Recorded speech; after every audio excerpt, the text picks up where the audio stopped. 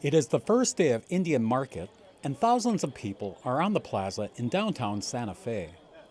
To get a better idea of the crowd size, one has to see it from the air. I believe we bring in 100,000 people for a 2-day weekend.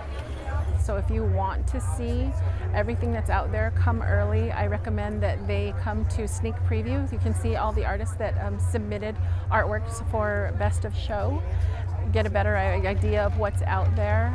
We have so many events that go on beginning that Wednesday before market actually starts. We are the largest event in New Mexico. Even as far as the Balloon Fiesta, I don't know if you're familiar with that. We bring in more people than that just because we do it in 2 days and they have 2 weeks. I believe we're 95 years now. We're working to our 100th year. We're working to our centennial. It's grown, pretty significantly from what it started. And we do go and incorporate all tribes and nations from all over the United States and Canada as well.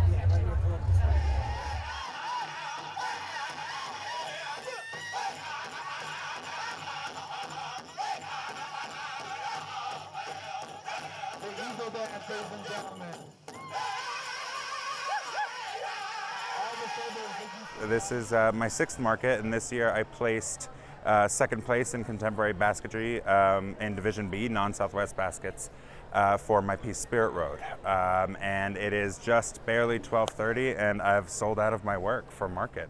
I've never sold out at a show before, so I'm really excited about it, especially because I'm in this place where I've stopped worrying about what people think about my work and just started making the work that I want to make. My name is Steve Wickweiler-Rance. I'm Hopi on my mom's side, and my father is Assiniboine from Fort Belknap, Montana. I'm a Native American jeweler living here presently in Santa Fe area, and been doing the Indian market for over 25 years. It's just grown and grown, and every year it just gets bigger and bigger. A lot of the inspiration of our jewelry comes from our traditional Pueblo background. This is what we're particularly known for, is our tufa cast work with what we call inlay. The sheer number of vendors can be overwhelming, but there is something here for everyone, from those looking for an inexpensive gift to the serious collectors. For many vendors, Indian Market is a multi-generational family event. All the artists here show their wares, their specialties, and it's a very special show. It's the biggest kind in the United States, in fact in the world of this type. And it's an honor to be in it. It's really something special. You walk around and nowhere else will you see so much art like here. I specialize in one-of-a-kind pieces. I use opal, sugilite, lapis, turquoise, carat gold, argentium silver, which has more silver content than sterling does. We use natural stone, diamonds, rubies, different stuff, but we combine them all to make fairly contemporary pieces. So how long have you been taking part in Indian Market? Indian Market since about in the early 70s. I've been coming to Indian Market. It just gets better every year. Everything gets better. The jewelry, the pottery, the paintings, even the people.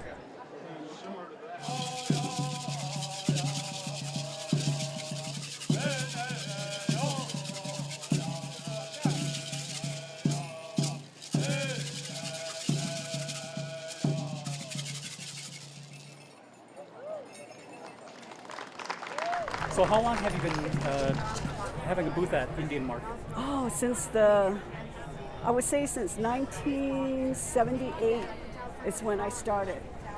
And at that time, we were able to share one booth. Family members were able to share. So it was my mother and my father, and then myself, and then my sister will be all in a 6x6 booth.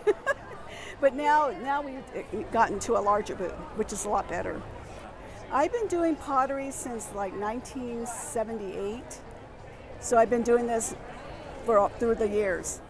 This piece here is a collaboration. This is a piece that I did with my brother, Clifford Frawa, who's also an artist, he's a sculptor. This is our first collaboration we have ever done together. And the glass piece, I've never worked on anything this large of an item. You know, this is a big piece for me. The market is like the granddaddy of all markets. If you ever have a chance, this is the show to come to. As far as Indian market goes, as far as SWAIA goes, for people to really realize that we are a very tiny organization. We have, you know, when we're on our off season, we have 9 employees. So we depend heavily upon donations that come in the form of either artwork or monetary donations to keep this going. And this really does supplement many Native families' incomes. You know, it's there to keep people going. I myself am a second generation artist, so you can walk through the booths here and you see up to 3-4 different generations that are here. So it helps to keep the livelihood going, but it also helps to teach people about the culture.